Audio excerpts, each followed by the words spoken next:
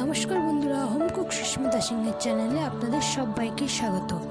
আজকে আমি বানাবো সিম্পল চিকেন কারি। আজকের রেসিপি স্পেশালিস্ট ব্যাচেলর ও স্টুডেন্টসদের জন্য অল্প টাইমের মধ্যে হয়ে যায় এই সিম্পল চিকেন কারি।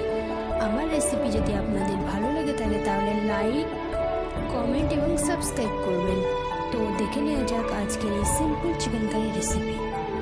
আমি এখানে 500 গ্রাম মতো চিকেন নিয়েছি।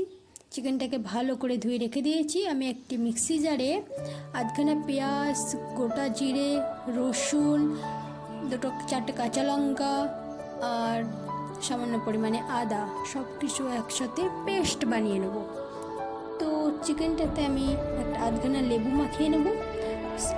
1 চামচ গোটা জিরে, 1/2 চা চামচ ধনিয়া গুঁড়ো, 1/2 চা চামচ লাল মির্চ, সামান্য পরিমাণে হলুদ আর করে রাখা ওই মিক্সিটা এবার আমি সবটা দিয়ে দেবো। দিয়ে একটু মাখিয়ে নেব। তো এখানে আমি একটু তেল দিয়ে দেবো। তেলটা দিয়ে একটু মাখিয়ে নেব। একটা টমেটো কেটে দেবো আর 2টো পেঁয়াজ আমি জিরি করে কেটে রেখেছি দিয়ে দেবো। দিয়ে সমস্ত কিছু একটু মাখিয়ে নেব। তো সমস্ত কিছু মাখিয়ে নেওয়া হয়ে গেলে আমি কিছুক্ষণের জন্য ঢাকনা দিয়ে আটকে রেখে দেবো। এখানে আমি 4টে আলু নিয়ে নিয়েছি। আলুগুলো এবার কড়াই গরম করে তাতে তেল দিয়ে দেবো।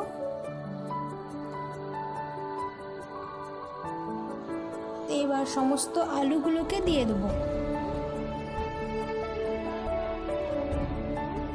1/2 চা চামচ হলুদ গুঁড়ো, 1/2 চা চামচ লবণ দিয়ে একটু ভালো করে লাল লাল করে ভেজে নেব।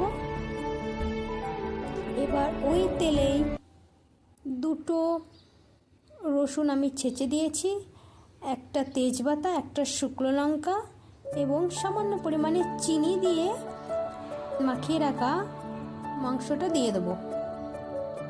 দিয়ে একটু নেড়ে চেড়ে নিয়ে 2 মিনিট মতো ঢাকনা দিয়ে রেখে দেবো। তো ঢাকনা খুলে একটু নেড়ে দেবো যেন তলায় আটকে না যায়। সমস্ত কিছু একটু ভালো করে নেড়ে চেড়ে দেবো। তো বন্ধুরা, আপনারা এই রেসিপিটা বাড়িতে একবার ট্রাই করতে পারেন। যাদের হাতে খুবই অল্প টাইম তারা এই রেসিপিটা একবার করে দেখতে পারেন, ভালো লাগবে। খুবই অল্প টাইমের মধ্যে হয়ে যায়। স্বাদ মতো লবণ দিয়ে দেবো। দিয়ে একটু মিশিয়ে নেব।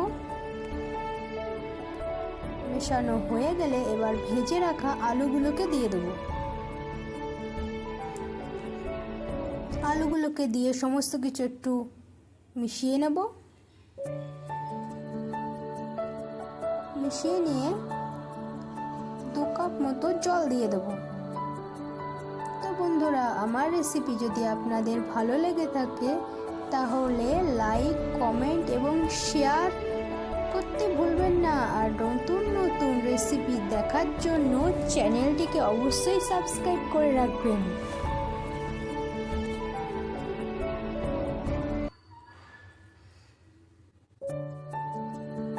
এবার আমি কিছুক্ষণের জন্য ফুটতে দেবো।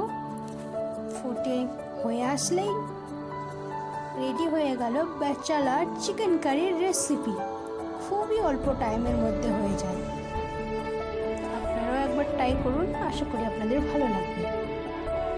এবার আমি গরম মশলার গুঁড়ো উপর দিয়ে ছিটিয়ে দেবো। ছিটিয়ে দিয়ে নামিয়ে রাখবো। Ready bachelor chicken curry recipe. আমার রেসিপি যদি আপনাদের ভালো লাগে তাহলে চ্যানেলটিকে অবশ্যই সাবস্ক্রাইব করে রাখবেন আর দেখতে থাকুন।